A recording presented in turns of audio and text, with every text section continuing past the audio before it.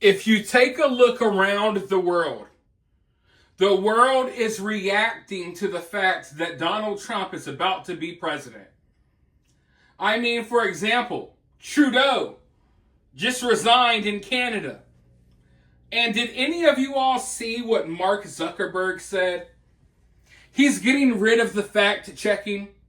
He wants to bring the freedom of speech back to Meta, back to Facebook, back to Instagram, back to Threads. Does anyone even use Threads? I don't think so. But anyway, now all of a sudden Mark Zuckerberg wants to be all about the freedom of speech, after they constantly censored people time and time again. And listen, me and Facebook, me and Meta, that's what you want to call it, we do not get along. We do not get along. I've always had a lot of problems over there on Meta. Meta has censored me a lot for trying to bring people the truth about a lot of things going on in my local community and abroad. But out of nowhere, Mark Zuckerberg is having this sudden change of heart. I think some people are getting scared that they may have to, go to jail for some of the crimes they've been committing on these social media platforms. A lot of people, I don't know if they have a sudden change of heart or they're scared or if they just realize that the culture has shifted. I don't know, but there's a lot of changes going on. But bringing the freedom of speech back to social media, bringing it back to Facebook, allowing people to more freely speak, that's never a bad thing. It's never a bad thing, at least if you're a sane person. But unfortunately, we are living amongst a lot of insane people. And the left is having a complete meltdown because they're realizing that the social media platforms that they've been dominating, that they've been using to control the conversation, that they've been using to win elections, that they've been using to silence conservatives, to silence anyone really. You don't have to be a conservative. The left has been silencing anyone that steps out of line. Now they're losing some of that power that they had, and they're freaking out because they know if there is a level playing field, the left loses every time. In modern day, here in America, level playing field, left loses every time. No one wants to go along with the people who say men can be women and men should be competing with little girls in girl sports, and no one really wants to go along with that nonsense. Sure, some people might not say anything because they've been afraid or because they've been censored. You see, when people speak out about things, it's harder for you to find that content. If someone goes on Facebook and they speak out against the madness that has been going on in this country, Facebook will hide that post. They'll make sure no one ever sees it. But if you're someone speaking out, if you're someone that's promoting the liberal leftist weird psycho cult agenda, then they'll boost you in the algorithm and make sure everyone sees you. So you see the wacko ideas that they have, we've been made to believe that they're more popular amongst the people than what they are, because people who are speaking common sense are constantly censored. But now supposedly that's going to change. And like I said, the left is freaking out about this because they know that this might be the final nail in the coffin. Not for the left. The left will always exist, but this might be one of the final nails in the coffin for some of the more extreme things that they push. And out of everyone on the left, Joy Reid might be one of the people who's freaking out the most. She's constantly posting these little TikTok videos, these little conspiracy videos and stuff like that. And good God, I don't hate many people on earth, but I fully despise Joy Reid. I fully despise Joy Reid. I feel like she is a waste of space, a waste of skin. Like, what does she really have to offer? What is the purpose of her existence other than to race bait? We know that she's not pulling in good numbers over there on MSNBC. Not many people are tuning in. Those who are tuning in to make fun of her. But yet she's still here. She's still here every day, posting nonsense, posting her worthless opinion online for all of us to laugh about.